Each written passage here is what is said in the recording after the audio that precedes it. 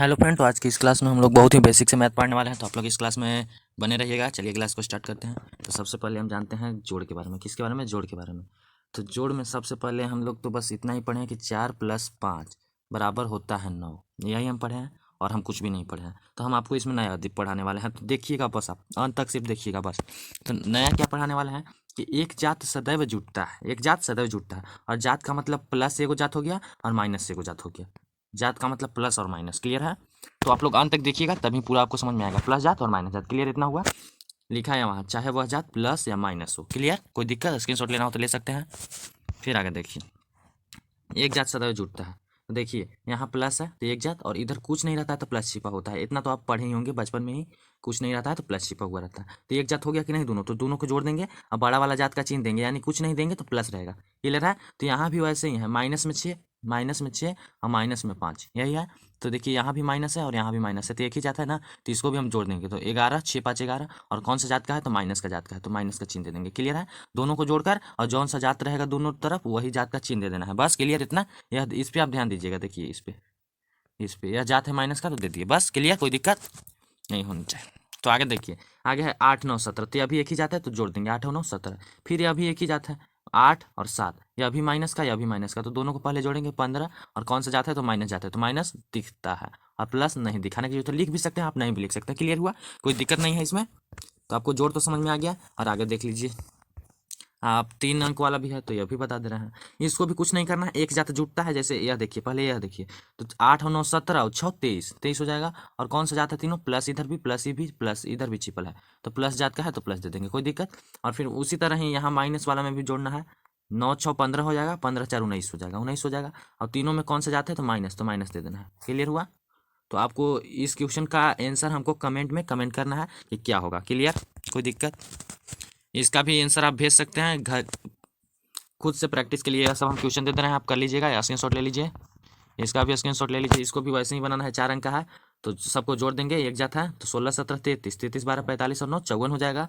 और जात का सब माइनस है तो माइनस चिन्ह दे देंगे। क्लियर हुआ? अब ये अभी बताएंगे कि दो जात में क्या होता है, आप सब्र कीजिए बस।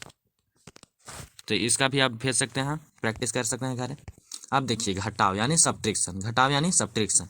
तो यहाँ से देखिए, इसका स्क्रीनशॉट आप ले सकते हैं। सदैव दो जात का चिन्ह घटता है। क्या घटता है? यहाँ घटता है लिखा गया है। सदैव दो जात का चिन्ह घटता है, यानी एक ठो जात तो माइनस हो जाएगा और एक ठो प्लस हो जाएगा। अगर दोनों मिक्सचर रहे तो घटेगा, हमेशा घटेगा। चाहे वह 4-2 हो, चाहे -2 और +4 हो, यह घटेगा ही, क्योंकि दो जात है। तो यहाँ आपको हम अच्छे से समझाते हैं। देखिए चलिए क्वेश्चन की ओर। 4-2, तो देखिए यहाँ पर प्लस छिपा है, कुछ नहीं है तो हम बताए हैं अभी। और इधर -2 है, तो दो जाता है कि नहीं? यहाँ पर प्लस जाता है और यहाँ पर माइनस जाता है, तो दो जाता है कि नहीं? तो इसमें आपको कुछ नहीं करना है, बड़का में से छोटका घटाना है। तो इसमें बड़ा कौन है? देख लीजिए, बड़ा कौन है? तो बड़ा इसमें 4 है, और 4 में से 2 घटा देंगे। तो 4 में से 2 घटाएंगे तो कितना आएगा? 2।